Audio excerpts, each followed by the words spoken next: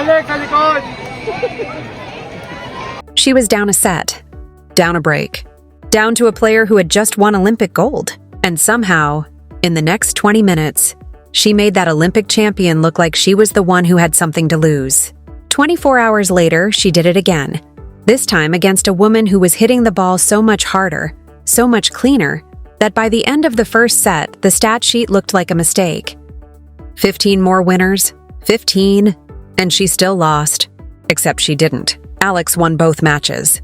And by the time you understand how, you'll realize you've been watching the wrong story about her this entire time. Because everyone has been asking whether Alex Eala can produce one more miracle afternoon. Nobody has been asking the real question. What happens when the miracle doesn't come, and she wins anyway? That question just got answered in Washington, D.C., and it is going to change how the entire tennis world talks about her. Stay with me, because this isn't just a tennis story. This is a story about what happens when a 21-year-old finally stops needing to be perfect to win. It starts on a Tuesday afternoon, on a stadium court that was louder than it had any right to be for a first-round match. Across the net stood a woman named Zhang, an Olympic gold medalist, a former world number 4, a player whose serve doesn't just win points, it erases them. It removes the opponent from the equation before the rally even begins. And for the first hour, that is exactly what was happening, ace after ace. 14 of them by the time the match was over, a number so lopsided it should have ended the conversation before it started. Alex managed 4 aces to 14. Read that back. In a sport where free points are oxygen, one player was gasping and the other was breathing easy. Alex lost the first set. Then she fell behind a break in the second. And if you know anything about her career up to this point, you know exactly what was supposed to happen next. Because this is the moment where her story usually ends. The moment where the brilliant 21-year-old from the Philippines, the one who trained at Rafael Nadal's academy since she was a teenager, the one who has beaten major champions and lit up Grand Slams, this is the moment where she was supposed to fade. Not because she isn't talented, because for years, that's simply what happened. The dazzling start, the unraveling middle, the early exit that made you wonder what could have been, a set down, a breakdown. Against an Olympic champion serving lights out, this was the checkpoint where the old version of Alex quietly disappeared. Except she didn't disappear. She broke straight back. No hesitation. No waiting for the crowd, no waiting for a gift. She simply took the game. Then she took the next one. And then something started happening that even the commentators didn't seem to fully believe was happening in real time. She won 7 games in a row. 7.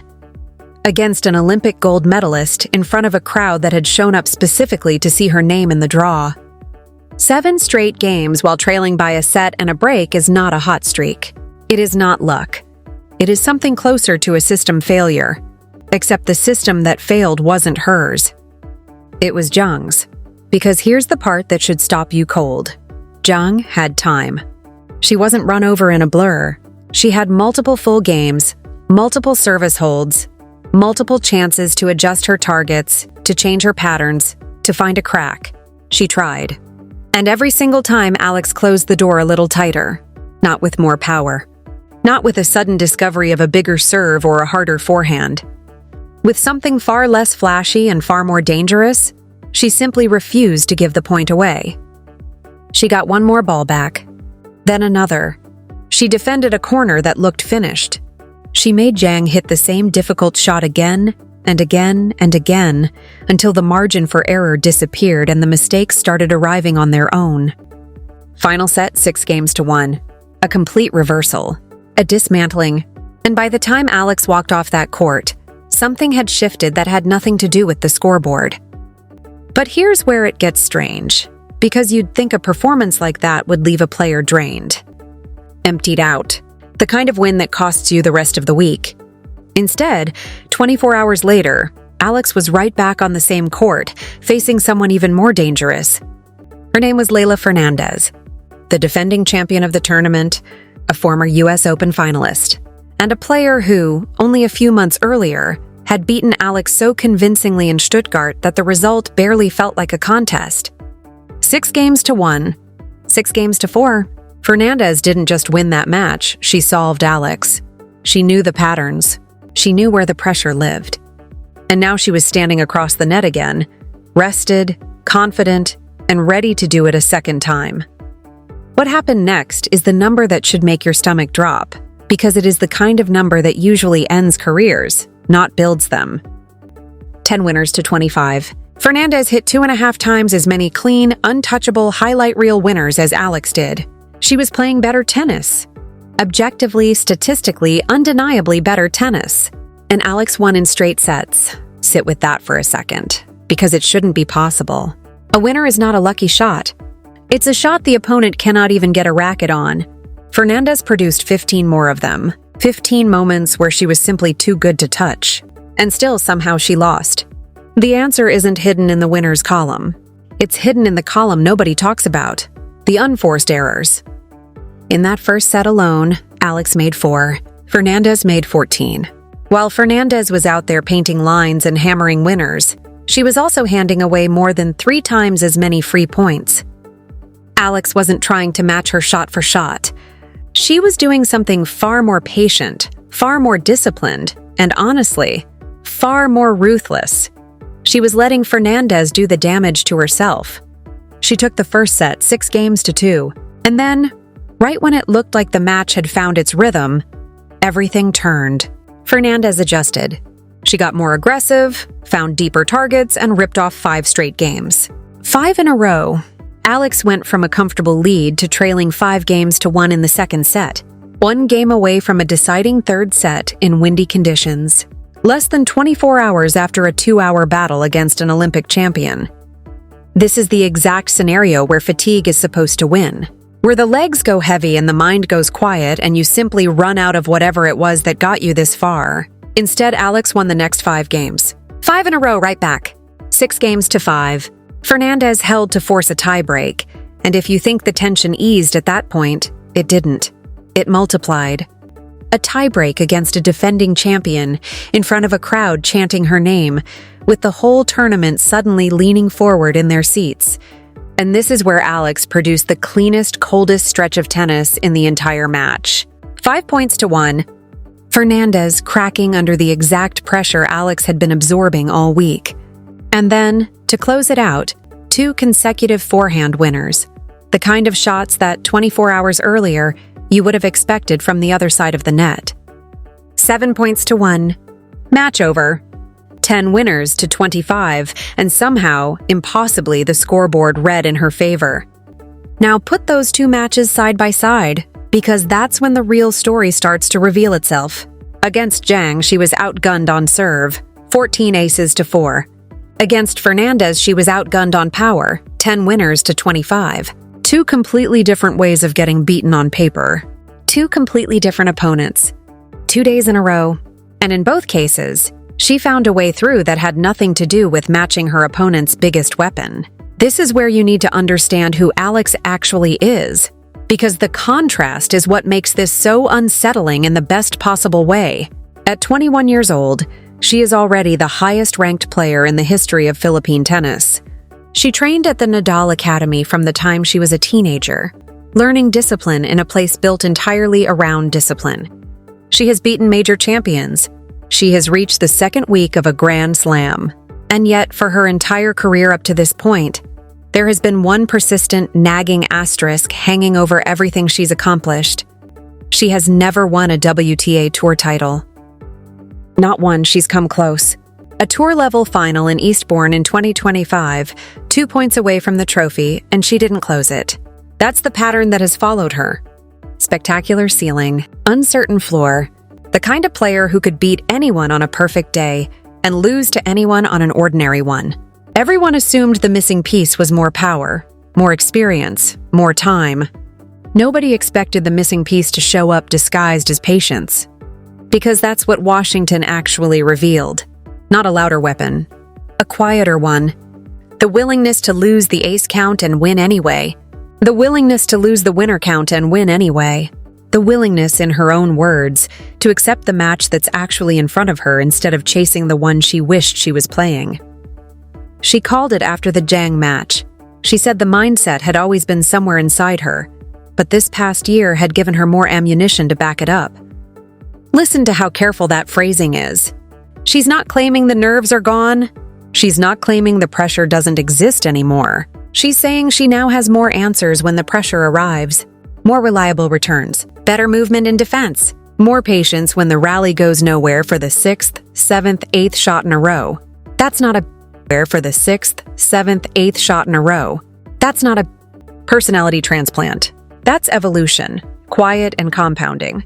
The kind you don't notice until it suddenly wins you 2 matches in 2 days against 2 champions who were supposed to be too good for it to work. And it isn't just Washington. Rewind a few weeks, back to the grass court swing, and the pattern was already forming. Most people just weren't watching closely enough to see it. In Berlin, she beat Elena Svitolina, one of the smartest, most experienced competitors on the entire tour, a player who simply does not hand out matches through careless mistakes. Beating her requires discipline from the very first point to the very last, and Alex delivered it. She also beat Elena Rybakina after falling behind. Again, the story wasn't raw power meeting raw power, it was survival. Absorbing the first wave of an attack and refusing to let the rally end. And then came Wimbledon, center court. Across the net, Iga Swiatek, a defending champion, one of the most dominant players of her generation, someone who has ended careers of confidence in straight sets more times than most players can count. Alex beat her too, in straight sets, and became the first Filipino player in the history of the Open era to reach the 4th round of a Grand Slam. That result showed the ceiling everyone already knew she had.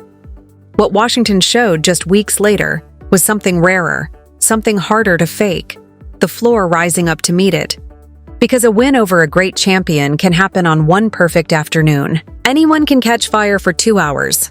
But recovering from a set and a breakdown against an Olympic gold medalist, then coming back less than a day later to erase a 5-1 deficit against a defending champion, in a tiebreak under a loud and restless crowd, that doesn't happen on talent alone. That requires something closer to emotional armor. And here's a detail that makes the whole picture even heavier, even more human. This wasn't happening in a vacuum. The attention on her has been exploding almost as fast as the results themselves. The tournament director in Washington admitted they made a deliberate effort to bring her there. And once her participation was confirmed, roughly 80% of all ticket inquiries were people asking one single question: when is she playing? 80%. At a combined event stacked with established American stars and Grand Slam champions. Her matches produced some of the loudest crowds of the entire tournament. Philippine flags filled the stands, held by fans who may have never watched a tennis match in their lives before her, now standing in a stadium thousands of miles from home just to see her walk out. When someone asked her what it felt like to be this popular around the world, she didn't answer the question they gave her. She flipped it. She said the better question was what it feels like to be Filipino, and then she thanked the crowd in Tagalog. That single moment tells you everything about the weight she's actually carrying out there. She isn't just playing for ranking points. She is playing with an entire country's hope riding on every service game, every tiebreak, every ordinary, unglamorous rally that doesn't end in a highlight. And somehow, instead of collapsing under that weight the way so many young players do, she is starting to use it. Not as a burden, as fuel. So here's where this actually leaves us. Because the old plan against Alex used to be simple, almost predictable. Stay close, extend the rallies, wait for the brilliance to run out, force her to win without the fireworks, and watch her fade the way she always used to fade. That plan worked often enough to define her entire early career. A career of unforgettable peaks followed by quiet, painful exits. Washington just broke that plan in half. Because now the question opponents have to ask isn't whether Alex can produce one more miracle. She's already answered that, over and over, against champions with far bigger reputations than the ones she just beat this week. The real question, the one that should genuinely worry the rest of the tour, is what happens when the miracle doesn't show up, and she wins anyway. Zhang didn't have an answer. Fernandez didn't have an answer. Nobody has found one yet. There's still one box left unchecked in her career. One trophy that has somehow slipped through her fingers every time she's gotten close. She's beaten Olympic champions. She's beaten Grand Slam champions. She's beaten a defending champion on the biggest stage of her season so far. She has still never won a WTA Tour title. That's the next test waiting for her. And it might be the hardest one yet. Because it's one thing to fight your way through the middle of a draw when nobody expects you to win. It's another thing entirely to carry that same discipline, that same stillness, that same refusal to blink, all the way to a final, when the finish line is close enough to see, and the whole weight of a nation is watching every single point. Can she do it there too? Nobody knows yet. But for the first time in her career, that question doesn't feel like hope. It feels like a genuine, reasonable expectation. 14 aces to 4, 10 winners to 25. 2 champions beaten in 2 days, not because Alex controlled the statistics, not because she hit harder or served better or looked more dominant on paper, but because when it mattered most, she controlled the only thing that actually decides a match: the decisions. And if that discipline holds, if that floor keeps rising the way it just did in Washington, then the next time you hear her name mentioned next to a Grand Slam trophy, it won't feel like a dream anymore. It'll feel inevitable. It'll feel inevitable.